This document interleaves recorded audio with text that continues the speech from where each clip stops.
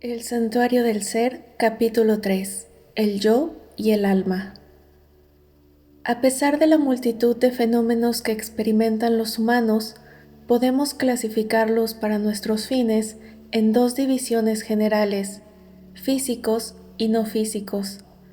La primera clasificación consiste en aquella realidad, objetos y hechos que el hombre puede percibir por medio de las facultades sensoriales, es decir, a través del oído, la vista, etc. Estas realidades, evidentemente, en lo que se relacionan con el conocimiento de ellas, tienen una dependencia sobre nuestro organismo físico, como nuestro sistema nervioso y el cerebro. La segunda clasificación consiste en aquellas percepciones o experiencias que son el resultado del conocimiento del yo. Son muy diferentes de las experiencias físicas. Uno no sabe que existen porque se mira el cuerpo o se pueda tocar sus miembros. En realidad, si uno se viese privado de todas las facultades receptoras físicas, seguiría estando consciente de sí mismo. Se dice comúnmente que nosotros nos sentimos a nosotros mismos. Esto es cierto. El hecho es que las sensaciones del yo no son iguales a aquellas que derivamos del contacto con un objeto. Para el yo no hay sensaciones de calor, frío, dureza o suavidad, ni sensaciones de placer o dolor. Uno se da cuenta de su yo aparte de estas experiencias. El conocimiento del yo, entonces, es la conciencia de nuestra conciencia. El ser humano está impregnado de una misteriosa fuerza vital. Concebimos que la inteligencia es un atributo de esta fuerza de vida o que, al menos, está integrada con su funcionamiento. De una manera patente, pues, esta inteligencia innata también existe en los neurones cerebrales o células del cerebro donde provee de sensibilidad a aquellos impulsos que nos llegan a través de nuestros sentidos desde el mundo externo. En el cerebro, en otras palabras, la fuerza de vida y la inteligencia hacen posibles nuestras experiencias físicas, lo que equivale a nuestro conocimiento objetivo. Además, el órgano del cerebro, con su alta sensitividad, capta la sensibilidad de esta fuerza vital o inteligencia que existe a través de todo el ser. El origen de estas sensaciones, según parece, es enteramente inmanente. No tiene relación alguna con los órganos de los sentidos del mundo exterior. La función es similar a la de un delicado instrumento hecho para percibir los movimientos exteriores, el cual, asimismo, debido a su sensibilidad, fuese capaz de discernir los sutiles movimientos de su propio mecanismo. El conocimiento tiene sus umbrales, es decir, los puntos en los cuales ciertos efectos o sensaciones comienzan a manifestarse en el cerebro. Los umbrales para los impulsos del sonido y la visión, por ejemplo, son considerablemente más bajos que los de las vagas impresiones del yo. En consecuencia, es relativamente fácil perder la conciencia del yo si los impulsos más elementales de los sentidos dominan el conocimiento del cerebro. En otras palabras, si el conocimiento está expuesto a un bombardeo de sonidos y a la excitación de las impresiones visuales, sabemos por experiencia propia que perdemos momentáneamente la conciencia del yo en estas percepciones físicas del conocimiento objetivo. Es solamente cuando los umbrales de los sentidos receptores han sido parcialmente bloqueados o suprimidos cuando nos volvemos completamente conscientes de aquellas impresiones más sutiles que llegan hasta los umbrales superiores de la conciencia cerebral y que experimentamos como el yo. Es muy evidente que sin un órgano altamente desarrollado, como lo es el cerebro humano, el yo no pudiera existir para nosotros. Esto no quiere decir que el cerebro sea la causa del yo, ni que el yo dependa de este órgano.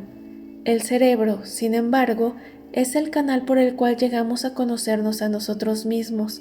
Es el instrumento por el cual nuestros variados impulsos se integran en esa noción, en ese estado de conocimiento que definimos como el yo.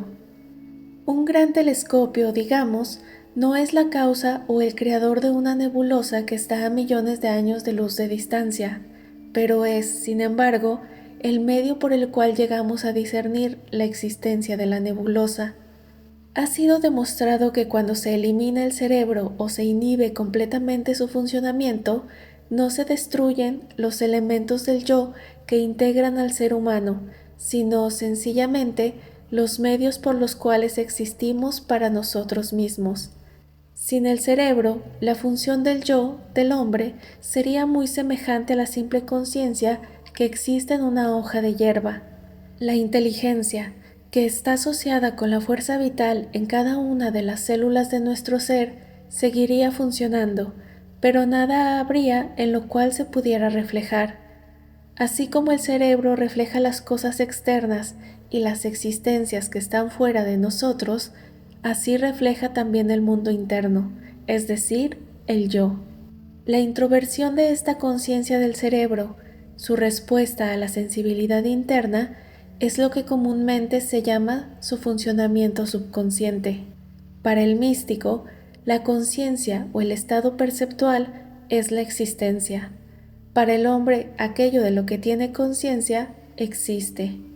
Todos los poderes que el ser humano es capaz de ejercer, ya sean físicos, mentales o psíquicos, pueden relacionarse solamente con aquello de lo que tiene conocimiento, aquello que es real para él. Por analogía, pudiéramos decir que si se estuviera disparando al blanco y hubiera más de un blanco, estaríamos en libertad de escoger uno determinado. Si solo pudiera percibirse un blanco o meta, entonces ésta se convertiría en el objeto del esfuerzo y atención de todos los participantes. El místico sabe, sin embargo, que las realidades de la conciencia son dobles, aquellas cosas o particularidades que tienen una existencia objetiva, como su cuerpo y el mundo externo, y aquellas realidades de su conciencia que son percepciones internas, provenientes del fondo de su ser, como emociones, estados de ánimo, inspiraciones. Estas últimas pueden transformarse en ímpetus que lo impulsarían a sentir experiencias objetivas, pero cuyo origen parece confinado a la naturaleza etérea de su ser. Para el místico, la única separación que existe es esta dualidad de su conciencia, la tendencia a establecer una diferencia entre las realidades del yo y aquellas del mundo objetivo. En verdad, comprende que todas esas realidades son parte de un gran orden jerárquico, una escala graduada. La graduación depende de la simplicidad o complejidad de su naturaleza. Mientras más complejas son las realidades, mayor será su manifestación de la inteligencia universal, es decir, representarán mejor todas las jerarquías u orden cósmico. Las actividades del yo, las realidades de nuestro ser interno, son más complejas en este sentido que aquellas particularidades del mundo material o rutinario que experimentamos. Si el orden cósmico o Dios, como se prefiera, es la síntesis de todo, entonces, evidentemente, Dios es complejo, infinito en substancia y variedad. Si nos damos cuenta de su complejidad, de sus más amplios desarrollos o manifestaciones de su naturaleza, nuestra intimidad con Él será mayor, nuestra experiencia de Él será mayor. Como las causas de las sensaciones del yo son intangibles, no han sido identificadas con la substancia ni pueden ser realmente localizadas en el cuerpo humano. Siempre han sido muy misteriosas para el hombre. Además, generalmente no podemos experimentar sensaciones independientes del cuerpo. El cuerpo, sin embargo, sigue siendo una substancia después de la muerte por un periodo indeterminado de tiempo antes de la desintegración y aparentemente sin estos elementos del yo. Antiguos observadores llegaron de esta manera a creer en la dualidad de la naturaleza del hombre. El cuerpo entró en la misma categoría de todas las otras realidades que pueden ser físicamente experimentadas como materia. ¿Cómo entonces deberían ser identificados los elementos intangibles de nuestro ser? La conclusión fue que debían considerarse como fuera del mundo, es decir, trascendentes por la imposibilidad de ser experimentados como del mundo.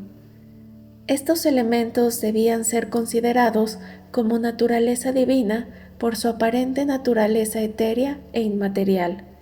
El alma, pues, sirvió de recipiente para todas estas cualidades indeterminadas del hombre, siendo la palabra griega psiquis la que usaban para designar el alma. La idea del alma dio expresión a la vida espiritual del hombre. Cuando reflexionó sobre las sutiles influencias del alma, el extraño efecto que ejercía sobre él como la parte mejor de su naturaleza, su vida espiritual cambió como consecuencia. Trató de vivir en armonía con los sentimientos del alma y con su comprensión de lo que él creía que ésta podía ser. Es imposible determinar cuándo nació la idea del alma. Basta decir que la arqueología contemporánea ha encontrado este concepto hace ya miles de años. Hallamos la descripción del alma en antiguos jeroglíficos egipcios y en escrituras cuneiformes.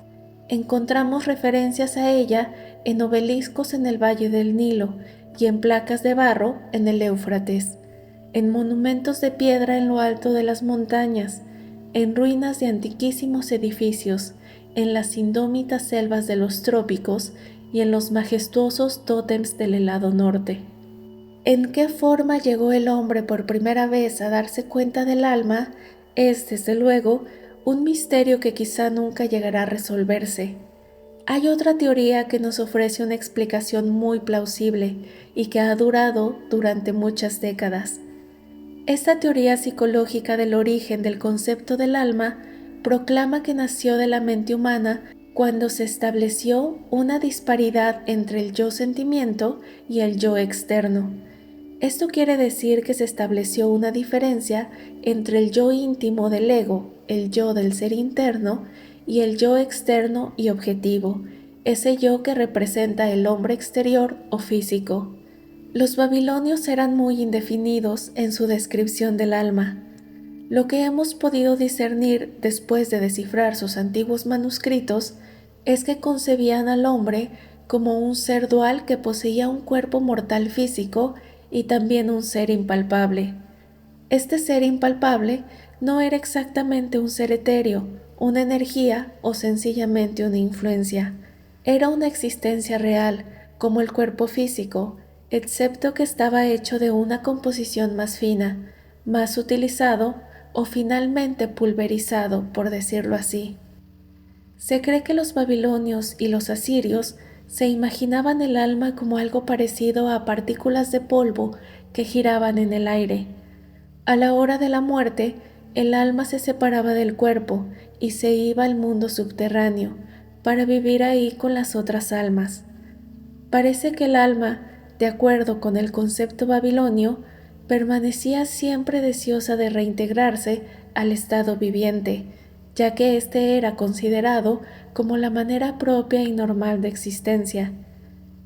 Los babilonios estaban siempre temerosos de que esas almas de los muertos se congregaran para conspirar en contra de los vivos. Finalmente, si los vivos no tomaban sus debidas precauciones, terminarían por ser dominados por los muertos. Las almas de los muertos, no obstante, podían ser parcialmente apaciguadas cuando recibían alimento y agua. Esta costumbre babilónica la encontramos descrita no solo en sus documentos, sino también en las escenas sobre los muros de sus templos. Ahí hay ilustraciones del riego de agua sobre las tumbas de los muertos y de los suculentos platos que se colocaban sobre ellas. Después de un lapso de cerca de 2000 años, encontramos que se ha adelantado un gran paso en los conceptos del alma, de Dios y de la vida futura del alma. Durante la época feudal y en el periodo imperial de Egipto, por los años 1500 a 1300 a.C., hallamos que los egipcios reconocían definidamente y creían en la inmortalidad, así como en la reencarnación del alma. Los encontramos excavando y tallando pasajes en los riscos de sólida roca, para ampliarlos en cámaras donde estuvieran comprendidas las tumbas y esculpiendo y fabricando sarcófagos, cofres o cajas para las momias, en los cuales se depositaban y preservaban cuidadosamente los cuerpos. El arte de embalsamar alcanzó un gran prestigio, porque el egipcio deseaba conservar el cuerpo para que el alma pudiera regresar y tomar posesión de él. En la cámara sepulcral se colocaban los bienes materiales del difunto.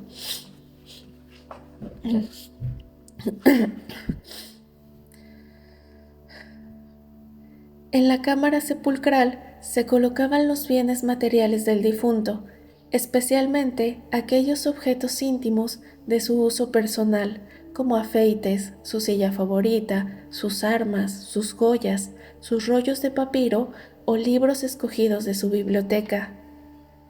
La mayoría de nosotros debe estar familiarizado con el concepto cristiano del alma. La idea cristiana fundamental está naturalmente modificada por las varias interpretaciones de las diferentes sectas. Generalmente hablando, la cristiandad considera que el alma posee una existencia consciente continua. En otras palabras, según el concepto cristiano general, el alma posee una autoconciencia. El cristiano conoce la dualidad del hombre, el cuerpo físico mortal de una parte y por otra el alma, la vida o el ser del hombre. Ahora declara que ambas son de Dios, cosa que, incidentalmente, no enseñaban los primeros cristianos. La cristiandad hace igualmente hincapié sobre el hecho de que el alma no está absorbida en Dios, sino que mantiene una identidad aparte, y contrariamente a las filosofías budista e hindú, refuta que sea completamente absorbida en la mente universal o esencia de Dios. Además, la cristiandad no reconoce la perfección del alma. Para el cristiano, el alma de un hombre es imperfecta hasta que no haya sido purificada, hasta que no haya pasado por el proceso de la salvación. El concepto Rosacruz del alma es uno verdaderamente místico. El Rosacruz también parte de un reconocimiento de la dualidad de la naturaleza del hombre, o sea, el cuerpo físico terrestre, compuesto del polvo de la tierra, imbuido con energía del espíritu, lo mismo que todas las cosas animadas e inanimadas. No establece distinción entre la naturaleza física del cuerpo del hombre en lo que a sus propiedades básicas se refiere y la de cualquier otra substancia física. Todos estos son considerados de orden terrenal o mundano, pero además el concepto Rosacruz reconoce el alma como una esencia espiritual y divina que reside en su cuerpo durante el periodo de la existencia terrestre. El Rosacruz también declara que el alma es sin forma, es decir, que no tiene una forma concreta y definida que se pueda describir o comparar con algo de una naturaleza material. Considera al alma como una especie de energía, algo semejante a un pensamiento que, aunque no posee forma física, puede, sin embargo, crear en la conciencia la idea de la forma. Declara el Rosacruz que el alma en el hombre no es una entidad separada, fragmentaria, distinta del alma de los otros seres, sino que se trata de una parte indivisible de la energía anímica universal que fluye por igual a través de todos los humanos. El alma es el más degradado de los seres humanos. Es tan pura y tan divina como el alma del ser más ampliamente iluminado y espiritual. La diferencia aparente que existe es un asunto de expresión. Es una reacción personal hacia la fuerza anímica, así como una energía eléctrica que fluye a través de un circuito eléctrico y que puede dar una luz azul cuando se le pone una bombilla azul y en otros una pura luz blanca, permaneciendo la corriente eléctrica igual en todas las circunstancias. Así pues, el alma en el hombre es siempre perfecta y por consiguiente no puede ser perfeccionada. Opina el Rosacruz que declarar que el alma puede ser perfeccionada es admitir su imperfección. Arguye que ya que el alma emana de una fuente divina y es la única esencia divina en el hombre, ¿cómo podemos declarar que la divinidad es imperfecta si declaramos que el alma puede ser perfeccionada? El alma se manifiesta diversamente en cada uno de nosotros, debido al desarrollo psíquico del individuo, es decir, a su habilidad en reaccionar, como declaramos antes, a la fuerza espiritual dentro de él. Es el ego o la personalidad del individuo lo que debe ser perfeccionado. Con el tiempo, según desarrollamos y perfeccionamos nuestro ego y personalidad íntima, llegamos a apreciar, comprender y darnos cuenta de la fuerza anímica que hay dentro de nosotros mismos. Corregiremos nuestro pensamiento, corregiremos nuestro modo de vivir, permitiremos que el alma se exprese a sí misma sin trabas ni impedimentos. Declara entonces el Rosacruz que así encontramos algunos individuos más iluminados que otros, más espirituales que otros en su manifestación, pero en esencia todos son espiritualmente iguales. En conclusión, podemos comparar la conciencia del hombre a una pirámide. El punto superior o cúspide de la pirámide representa la función objetiva del conocimiento, apoyándose sobre los limitados 5 sentidos objetivos. Lo que la cúspide de esta pirámide puede posiblemente contener está restringido a la limitación de su área. De cada lado de la cúspide caemos en lo que se asemeja a ser la nada, o aquello que está más allá de la percepción de las facultades objetivas sensoriales. Sin embargo, a medida que descendemos por los lados de la pirámide, ésta se vuelve más amplia. Finalmente, alcanzamos la base arraigada a la tierra, que en contraste con el área limitada de la cúspide, contiene infinitas manifestaciones. Por medio de esta analogía, queremos decir que si introvertimos nuestro conocimiento, si lo volteamos hacia adentro, hacia sí mismo, iremos desde la cúspide de la pirámide de la conciencia, desde las facultades objetivas limitadas de aquello que nos revela, a la esencia de nuestro ser, que es ilimitado y que nos lleva a conocer lo infinito del universo. La base de la pirámide representa la conciencia de sí mismo, el eslabón con el alma. Es nuestra sintonización o entonamiento con esta vasta e infinita inteligencia lo que permite que las inspiraciones lleguen a nosotros en forma de impresiones, para ser interpretadas por la conciencia cerebral como ideas brillantes y reveladoras. Mientras más nos dediquemos a la base de la pirámide de la conciencia, o mejor dicho, meditemos y analicemos nuestro yo, mayor se volverá para nosotros.